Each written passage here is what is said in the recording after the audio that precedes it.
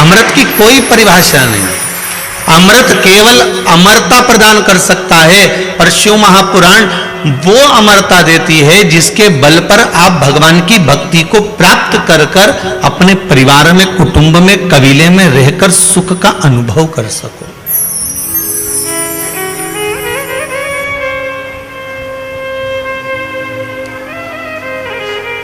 इसमें वो अमृत तत्व छुपा है।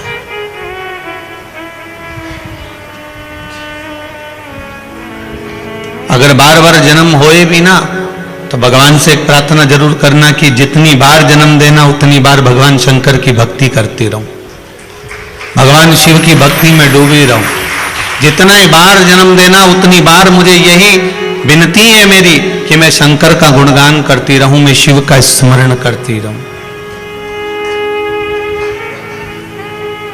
वो कहे ऐसी सुबाना आए ना ऐसी शाम। भगवान ना तो ऐसी सुबह चाहिए ना ऐसी शाम चाहिए जिस दिन मेरे मुख पर आपका नाम ना हो। हर पल, हर घड़ी, हर क्षण मैं आपका स्मरण करते रहूं।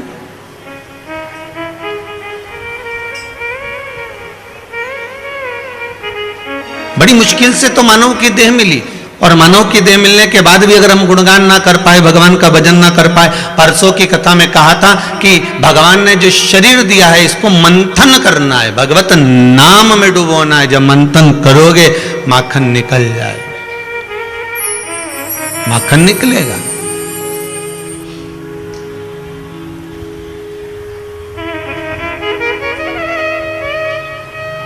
और मक्खन की कीमत बड़ी बड़ी प्रबल है, और जिन जिन ने मंथन करा उनको माखन मिला है। ये पत्र कह रहे हैं आपके द्वारा लिखे हुए, ये आपके द्वारा लिखे हुए इन पत्रों में वर्णन है कि हमने शंकर का अनुमोदन करा, हमने ये उपयोग करा, हमने ये भगवान शंकर की कथा में से सुनकर ये उपाय किया, और बाबा ने मेरे ऊपर कृपा करी।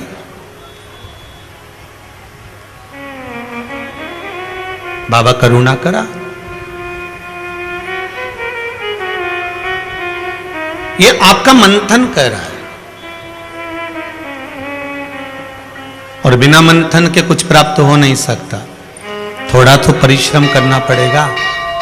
आपको कोई लाखों रुपए भी देना और कोई आपसे कहे महाराज, एक बात हमने देखी है कई जगह पर, राशन की दुकान पर राशन बंटता है, जब दुकान खुलती है तब लोग लाइन लगाते हैं, तब तक तो कहीं आजू बाजू में छांव में जाकर बैठ जाते हैं।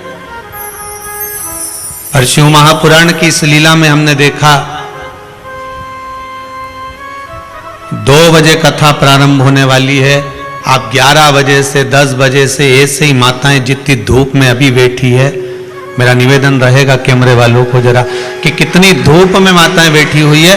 और आप तो ठीक है कि अपन छांव में बैठे, पर धूप में भी वो ऐसी कैसी 11 बजे से इंतजार कर रही है शंकर के उस पावन चरित्र को श्रवण करने का। उतनी धूप में मेरे भाई, उतनी धूप में मेरी बहनें खड़ी बैठी।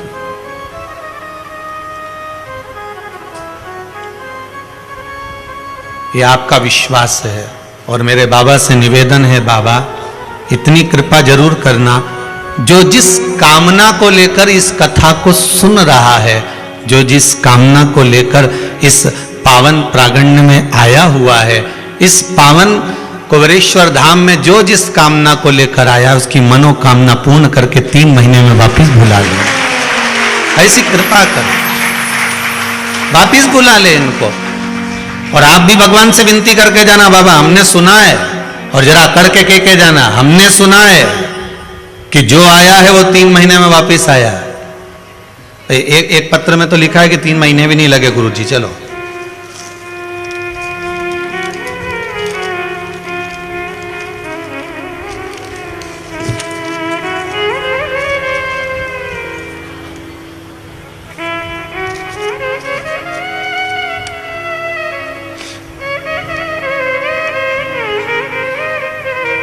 प्रीति बिरला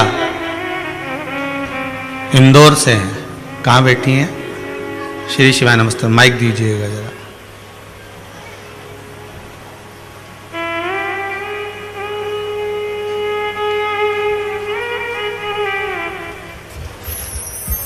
प्रीति जी बिरला, माइक आप ही हैं? हाँ जी। कहाँ से आई हैं जी? इंदौर से गुरुदेव। इंदौर से आई हैं। बड़ी चेहरे पर प्रसन्नता है। आपको बाबा की बहुत बहुत बधाइयाँ हो। बाबा ने बहुत साथ दिया मेरा। मेरे बेटे ने क्लेट में टॉप 10 में किया। मेरी बेटी को पशुपति 2 व्रत करे और उसका जॉब लग गया। बाबा ने बड़ी करुणा करी मेरे पे। लग गया जॉब? लग गया। श्री शिवाय नमस्ते। और आपने लिखा है मेरी बेटी के 2 पशुपति व्रत हुए और उसका जॉब लग गया। जी गुरुदेव। और दूसरा आपने लिखा है कि बाबा की कृपा ऐसी हुई, मेरे बेटे ने क्लेट के सिलेक्शन के लिए एग्जाम दिया था और बाबा ने उसके ऊपर भी कृपा करी। बहुत बहुत जी गुरुदेव। बेटी बहुत बहुत बधाई आपको, बहुत बहुत बधाई। मेरा बाबा ऐसी ही करुणा करते रहे। आप जिस कामना से आए हो महाराज, वो कहे प्रभु अपने दर से अब तो न टालो, गिरा जा रहा हूँ उठा लो उठा। हे प्रभु, खाली न जाता कोई दर से तुम्हारे। सब बोलिए, खाली न जाता कोई दर से तुम्हारे। मैं भी खड़ी हूँ नन्ही बाहें पसारे। मैं भी खड़ा हूँ नन्ही बाहें पसारे। अपने हृदय से लगा लो, गिरा जा रहा हूँ उठा लो। बाबा, अगर तुम्हारे दरवाजे से मैं खाली जाऊंगा तो दुनिया के लोग कहेंगे इतनी उत्साह से गई थी, इतने प्रबलता से गई थी, और उनके दरवाजे पर वो कुंवरेश्वर धाम में कालों के काल महाकाल के द्वार पर इतने भाव से तू गई थी, फिर क्यों ना बाबा ने कृपा कर दी, क्यों ना करुणा कर दी? ये तेरी ही तो दया है। खाली न जाता कोई दर से तुम्हारे, खाली न जाता कोई हे शंभो दर से तुम्हारे। मैं भी खड़ा हूँ नन्ही बाहें पसारे।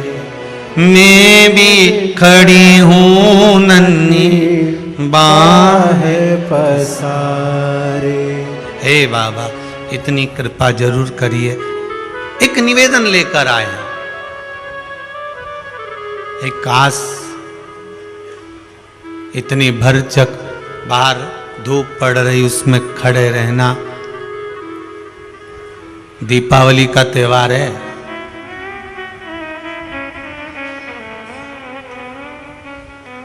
आज हमने 2 लोगों से पूछ लिया, क्यों यहाँ काहे को आए हो? दिवाली का त्योहार, पुताई मुताई नहीं करना है? लोग अपने अपने घर में काम में लगे हैं और तुम्हें कथा की पड़ी है। कथा आस्था चैनल पर आ रही है ना, तो घर पे सुना, यहाँ काहे को भीड़ बढ़ाने के लिए आ गए? तो कहा गुरु जी, अच्छा वो भी महाज्ञानी। कितनी सुंदर बात कही उसने, जिसके नाम मकान है पुताई वही करेगा। गलत क्या कहा उसने? मकान जिसके नाम है पुताई भी वही करेगा, मकान जिसके नाम है सफाई भी वही करेगा। तो ये दिल जिसके नाम है सेवा भी वही करेगा, सब वही करने वाले। उसने गलत नहीं कहा कि जिसके नाम मकान होगा सफाई वो करे, जिसके नाम मकान होगा पुताई वो करे। तो अपन भी कह दो ये मन उसका है, ये चित्त उसका है, ये वृत्ति उसकी, ये शरीर उसका। गीता जी में उसने कहा कि तेरा जन्म हुआ, जन्म देने वाला मैं हूं, मरेगा तो कफन देने वाला मैं हूं, अगर मर गया तो अग्नि भी मैं दूंगा। तो फिर सब सर्वस्व उसका है। जब मकान जिसका तो पुताई वो, फिर हम क्यों सोचें? आप तो विश्वास रखिए, बस दृढ़ता रखना, भरोसा डिगने मत देना, भरोसा मत डिगने देना, भरोसा पूर्ण रखना। शंकर का जो भगत होता है उसका भरोसा प्रबल होता है।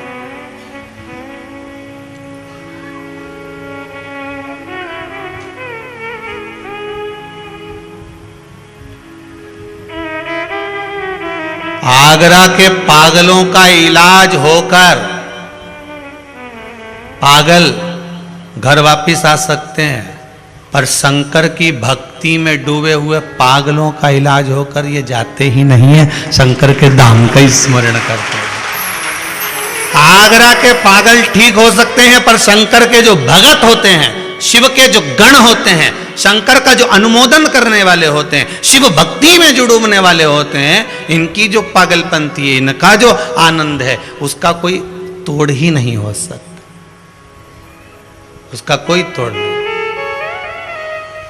कहते हैं ना, प्रेत चिपक जाए, भूत चिपक जाए, हवा लग जाए तो एक ना एक दिन निकल जाती है। प्रेत भी निकल जाता है, भूत भी निकल जाता है, हवा भी निकल जाती है, ठीक है। पर अगर शंकर चिपक जाए तो फिर कोई निकलेगा? 3.5 करोड़ रोम छिद्र में शिव ही तो समाया हुआ है, शंकर ही तो रखा हुआ है।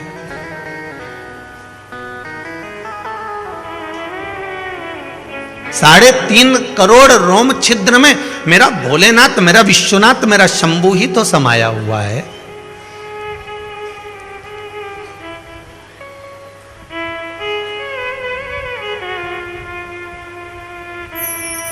भगत तो भगत होता है। स्नान करते समय हर हर गंगे बोलते हो आप लोग? नर्मदे हर, गंगे हर, यमुने हर, स्नान करते समय बोलते हो। क्यों बोलते हो? भविष्य पुराण कहती है कि उसके बोलने का कारण केवल एक इतना सा है कि प्रत्येक मनुष्य के हृदय में, प्रत्येक मनुष्य की चित्त वृत्ति में, प्रत्येक मनुष्य की श्वास में शिव समाया हुआ है, शंकर बसा हुआ है। जब प्रत्येक मनुष्य में शिव है, जब वो स्नान करता है तो वो स्वयं स्नान नहीं कर रहा है, वो शंकर का स्नान करा रहा है। इस श्वास रूपी शिव का स्नान चल रहा है।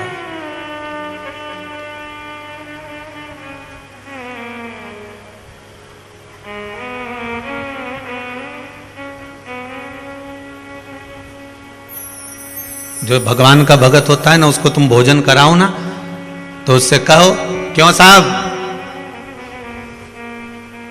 कचौड़ी कैसी लग रही है? नहीं, राम जी ने कचौड़ी तो अच्छी खाई है, मतलब उसके हृदय में राम है तो कचौड़ी खा रहे हैं तो राम जी को अच्छी लग रही है। क्यों साहब सब्जी कैसी बनी है?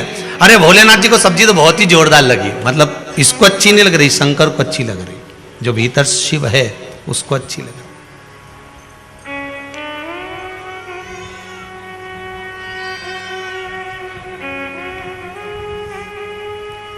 हम उसको पहचान लें, बस एक विश्वास की दृढ़ता में हम उसकी पहचान कर लें कि शंकर यही है। उसको पहचान कर उसके स्मरण में हम डूब जाएं और उसकी भक्ति में डूब जाएं। जब भक्ति में हम भगवान शंकर के डूब जाएंगे तो फिर हमको कुछ सूझना नहीं है महाराज, कुछ सूझना। एक व्यक्ति की 4 पत्नियां थी। कितनी पत्नी है? 4। लोगों की एक नहीं निभ रही, उसकी 4 कैसे निभी होगी? ये तो विचार वाली बात है।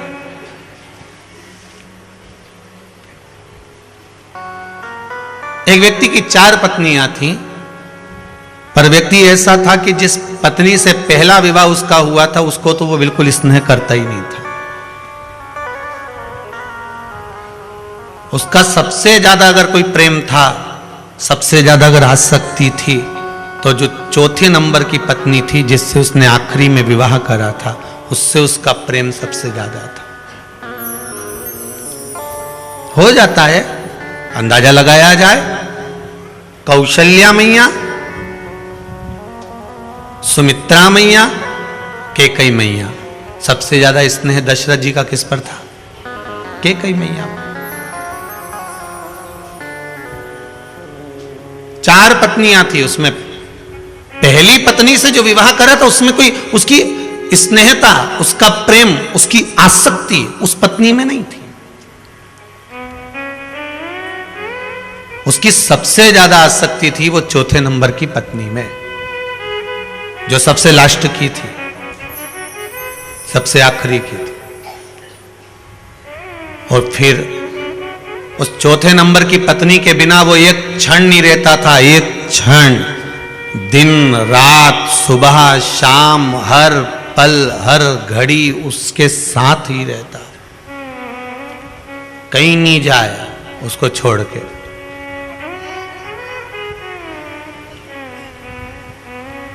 रे ऐसा ऐसा बेरू भी रहे, ऐसा नहीं है कि नहीं रहे हो। शादी हो जाए तो ये नौकरी पे नहीं जाए, ये के छोड़ के जाऊंगा बुरा लग जाएगा तो। अरे मायके चली जाए, क्यों रे दीनानाथ, मायके चली जाए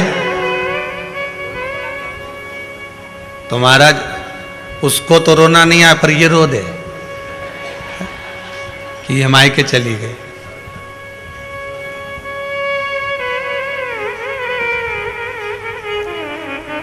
रे ऐसा, इसकी चौथे नंबर में बड़ी आसक्ति थी, फिर उससे कम आसक्ति तीसरे नंबर में थी, उसको भी बहुत चाहता था, प्रेम स्नेह बहुत था उसका तीसरे नंबर वाली।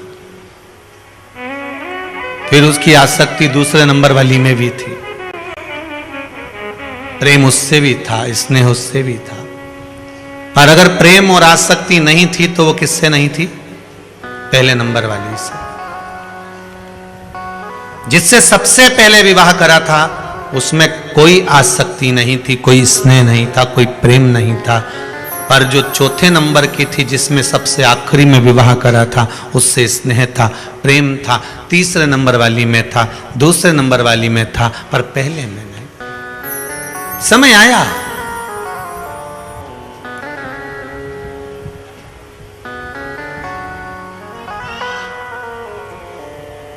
अच्छे से अच्छा शूरमा क्यों ना हो, काया और माया ये कब किस समय साथ छोड़ जाएगी मालूम नहीं पड़ेगा। क्या क्या चीज? जम के बोलिए जरा। काया और माया ये किस समय पर आपका साथ छोड़ जाएगी आपको मालूम नहीं पड़ पाएगा। कितना ही बादाम खा लो, कितनी काजू खा लो, कितना ही पिस्ता खा लो, चाहे अखरोट वाला क्रीम से मुंडा धो लो,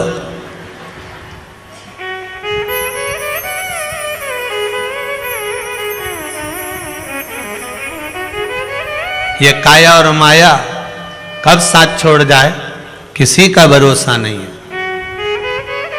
कितने दिन की सुंदरता रहेगी साहब, कितने दिन की। पहले भी कथा में कहा वो माइकल जैक्सन जिसके कितने कितने डॉक्टर लगे रहते थे, कभी उसका पढ़ना आपको मालूम पड़ेगा। कितने डॉक्टर, ये मत खाना, वो मत खाना, ऐसे रहना, वैसे रहना, ये लगाना, वो लगाना, इस शैम्पू से बाल धोना, ऐसा करना, इस फेस वॉश से मुंडा धोना, ऐसा क्रीम लगाना, ऐसा पाउडर लगाना, ये करना, वो करना। कितना कितना उसने डॉक्टरों को रख रखा था, कितनी दवाइयां खाता था, कितना कितना प्रयोग करता था। उसके बाद भी दुनिया के लोग तो 70 साल, 80 साल, 90 साल में मरे, पर वो उससे पहले निपट गया। जब इतने डॉक्टर रख रखे थे, सब पूछ पूछ कर भोजन कर रहा था, एक एक चीज छाट छाट कर खा रहा था,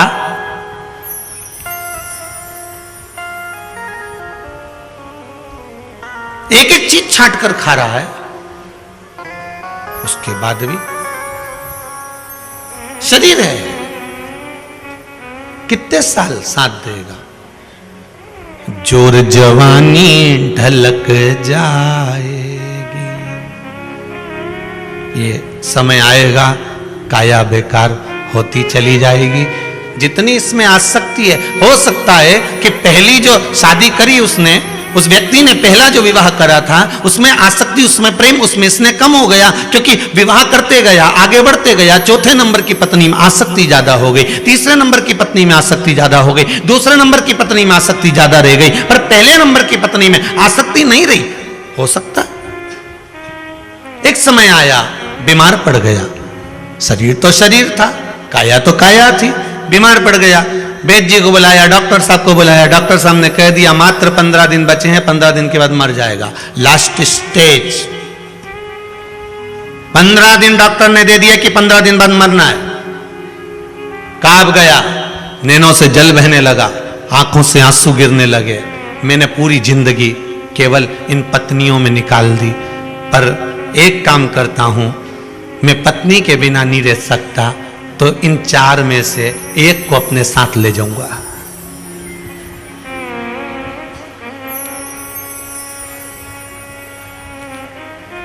थाना पक्का भेरू, पक्का था।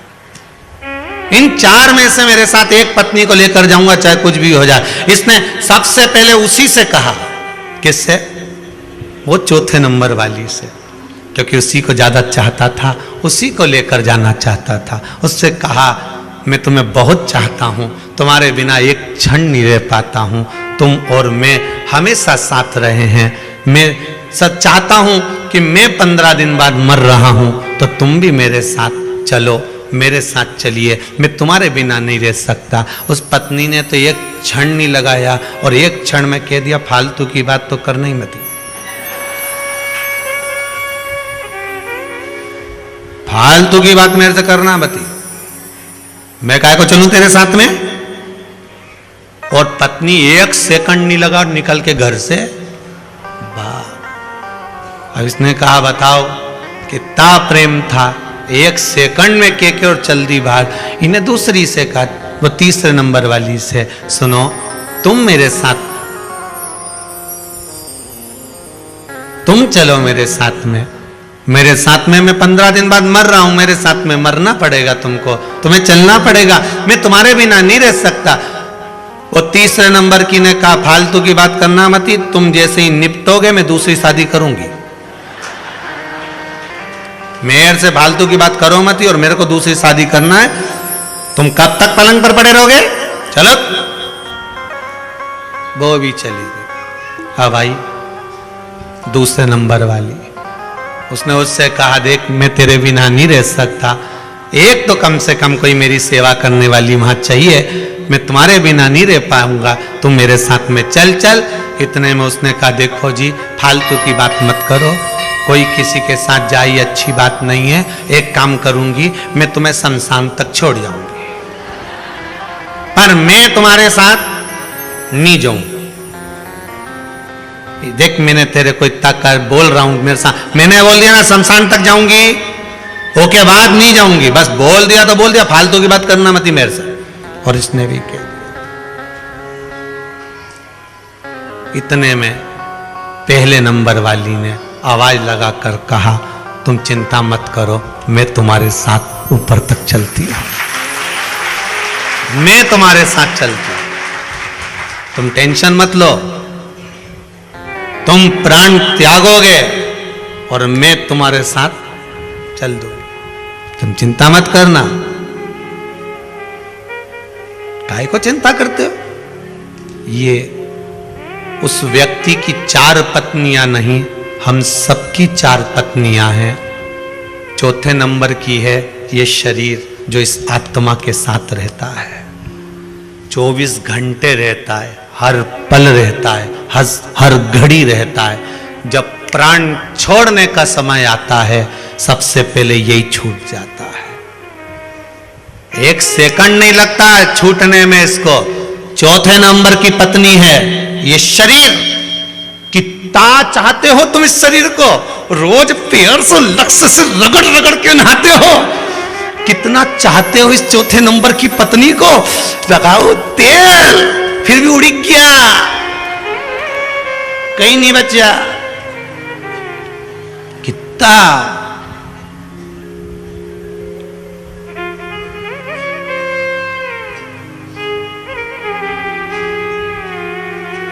ये भी सीखने को मिलता है, जब सीवर वाला महाराज का नहीं बचा तो अपना का ही बचेगा। ये भी एक सीख है। अच्छा अच्छा का नहीं बचिया दादा, चाहे कहीं का भी लगा लो तेल, सब फेल, कहीं बचा। ये भी एक सीख है।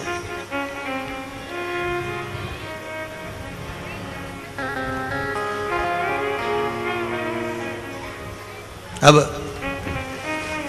कितना खर्च करा वो चौथे नंबर की पत्नी के लिए, विचार करिएगा जरा, कितना कितना खर्च करा है वो चौथे नंबर की पत्नी पर। आपने सबसे ज्यादा अगर जीवन का कोई खर्चा करता है तो ये चौथे नंबर की पत्नी पे ही करता है। बोलो सही है कि गलत है? क्रीम भी इसको चाहिए, कपड़े भी इसको चाहिए, एक से बढ़कर एक डेंटिंग पेंटिंग सारा सामान चाहिए।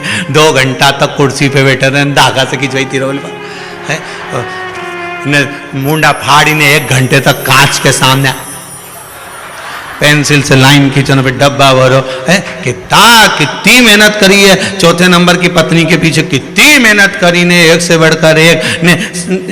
दबा दबा के पति से कह जरा साड़ी नीचे खींचो, पटली में, अब वो पटली ऐसी पकड़ के खड़ी, खींचो जरा, देखो अच्छे से खींचो जरा नीचे, जमाओ तो जमाओ जरा।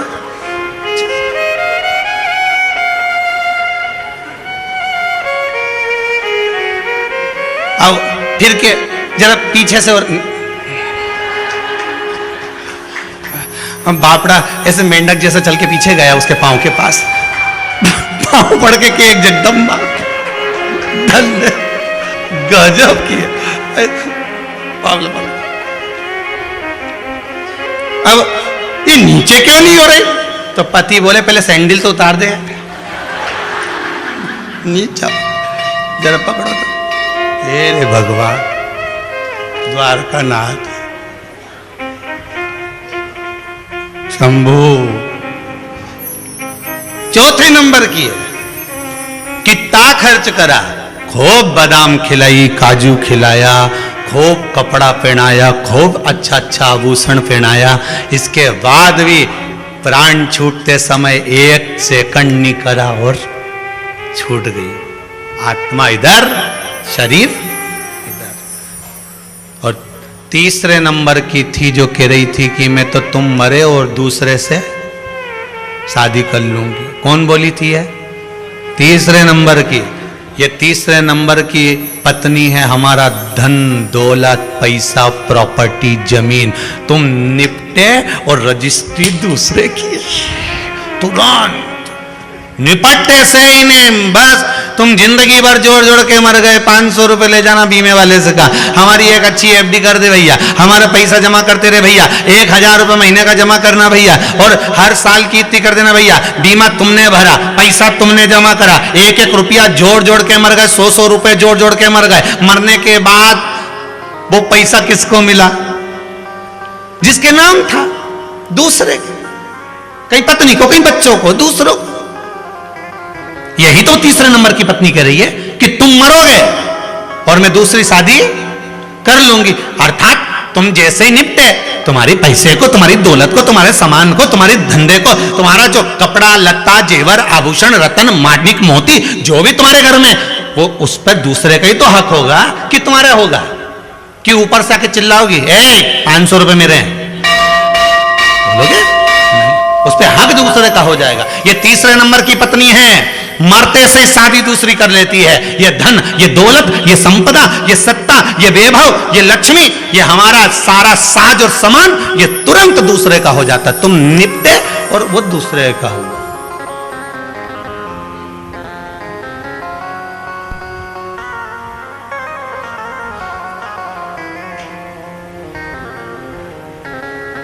उसके बाद भी पोछ पोछ के मरे जा रहे हैं। गुलदस्ता साफ कर लो, सामान, पंखा, अलमारी, किपाट, कवाट सब साफ करा।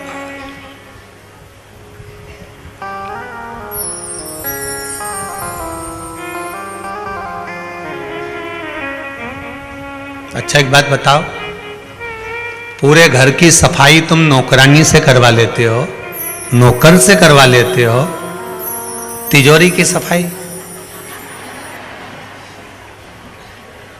नौकर से करवाते हो? जम के तो बोलो नहीं। तिजोरी की सफाई आप नौकर से नहीं करवाते, तिजोरी की सफाई आप स्वयं करते हो। उसी तरह दुनिया का सारा काम आप दुनिया वालों से करवा लेना, और इस आत्मा की सफाई का काम आपका खुद का है कि मैं शिव कथा सुनूंगी तो मेरी ये आत्मा निर्मल होती चली जाएगी, साफ होती चली जाएगी। ये नौकर नहीं करे।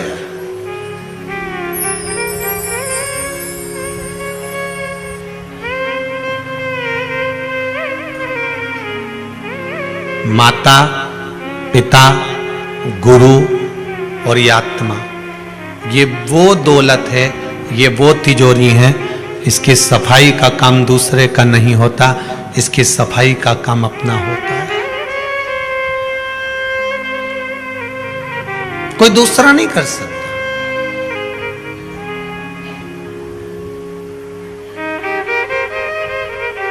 ये हमारा कर्म है।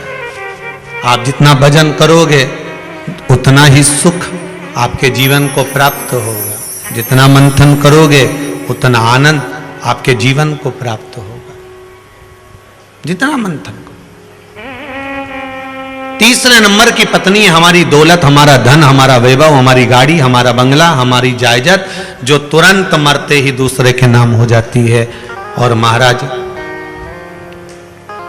दूसरे नंबर की पत्नी है हमारा परिवार।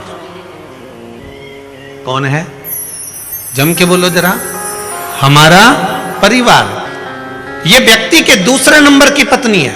परिवार वाले, पत्नी ने क्या कहा था? दूसरे नंबर की पत्नी बोली थी, मैं तुम्हें शमशान तक छोड़ जाऊंगी, पर मैं तुम्हारे साथ वहां नहीं जाऊंगी। ये दूसरे नंबर की पत्नी हमारा परिवार, हमारा कुटुंब, हमारा कबीला, हमारे रिश्तेदार, हमारे नातेदार, हमारे जितने अपने बनते हैं, ये हमारे दूसरे नंबर की पत्नी है, जो शमशान तक तो छोड़कर आएंगे पर आपके साथ नहीं जाएंगे। ये दूसरे नंबर की पत्नी भी ऐसी है कि ये सब मुंह के दिखाने वाले होते हैं। साहब, हम तो निवेदन करेंगे, जब तक माँ रसोई घर में काम करती रहती है, घर के बहुओं के बच्चों को संभालती रहती है, तब तक बहुएं भी सास को गिनती रहती है। ससुर अगर कमा कर लाता रहता है तो दुनिया को अच्छा लगता है। जिस दिन आप काम करना बंद कर दोगे, कमाना बंद कर दोगे, उस दिन आपके पास में ठंडी रोटी आना प्रारंभ हो जाएगी। कौन सी रोटी आएगी? ठंडी।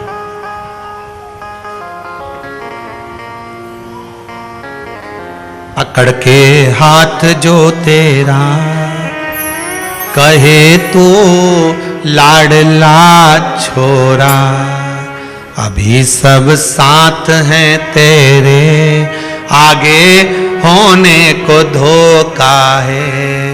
हरि भज लो, हरि भज लो, हरि भजने का है। अभी हमको लगता है कि हमारे कुटुंब, हमारा कबीला, हमारा परिवार, हमारे साथी हैं, ये कितनी देर के हैं, कितने पल के हैं। शमशान में छोड़ेंगे, आग लगाएंगे, वापस लौट कर आएंगे और पूरी सब्जी खाएंगे। मोहल्ले वाले भी तैयारी कर कर बैठे हैं, परिवार वाले भी तैयारी करके बैठे हैं, सगा समधी भी तैयारी कर कर बैठा है कि जैसे ही ये शमशान में आग लगा के आए, इनके घर में पूरी सब्जी भेजना है। बियाई ने भी पहले से व्यवस्था कर दी ना, होटल में कह दिया आधा किलो पूरी भेज देना और सब्जी भेज देना आलू की। अभी आग लगाई है, शमशान से आए हो और खाने की तैयारी है।